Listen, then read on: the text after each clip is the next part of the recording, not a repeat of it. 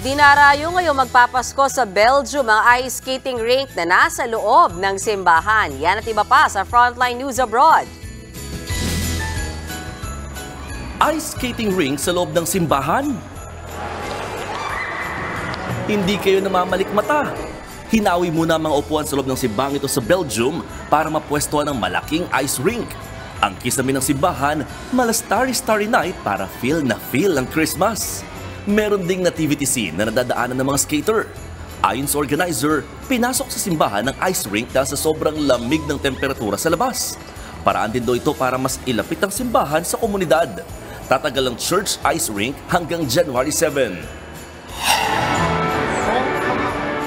Sa isang eskwelahan naman sa Thailand, mga elepante ang bumati ng Merry Christmas! 5 elepante ang nagbihis Santa Claus sa lungsod ng Ayutthaya. Nagpakita rin sila ng dance moves at namigay ng regalo sa mga bata. 2,000 estudyante ang aliw na aliw sa Christmas elephants. Tradisyon na raw sa Thailand ang pagbibihis Pasko sa mga elepante tuwing Disyembre at tinatawag silang superstars.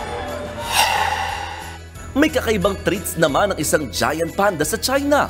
Walang tigil sa pagkain ng dumpling-shaped meal ang pandang si Shuai Shuai sa isang zoo sa Guangzhou City. Gawa ito sa mga paborito niyang bamboo shoots o labong at carrots.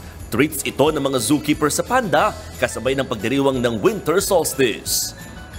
Nagbabalita mula sa Frontline, Mon Gualvez, News 5.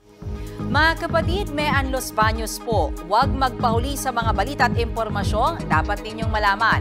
Para sa mas malawak na balitaan at diskusyon, mag-follow at mag-subscribe sa social media pages ng News 5.